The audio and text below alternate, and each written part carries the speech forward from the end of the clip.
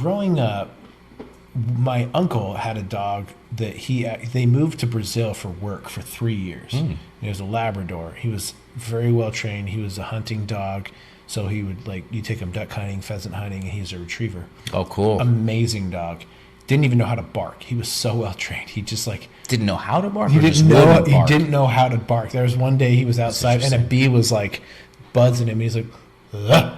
He didn't know how to bark at it. Wow. But he was so well trained, and I remember. So we took him in for 3 years while they were out of country in Brazil, and so our family obviously was very close to this dog, and he ended up getting cancer, and it was down kind of in this area, and they tried to save him. They had surgery on him, and it came back a few years later, and so this was a year after they got back.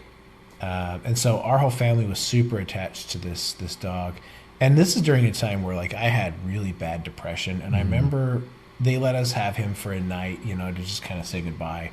Because he was going to be put down? Yeah, they're going to have to put him down because the cancer was just jacking him up. Yeah. And it was at a point where his quality of life was... Yeah, you had to. Yeah. Yeah. And he was 15. But I remember very specifically making the choice, looking at him and looking at my family and being never again.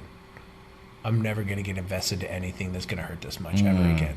Interesting. And and we after he passed away, my family got a dog. We got another lab, and my dad trained him, and I liked the dog, but I never got that attached. You didn't get too attached because it was too painful. Yeah. And I remember that he ended up passing away when I was 31 or something like that. How old was he? He was also somewhere around 13, I think, 12 or 13. He didn't die young necessarily. Yeah. Yeah, he just gotten old, Yeah. and he was having issues with respiratory issues, so he was suffocating. Aye.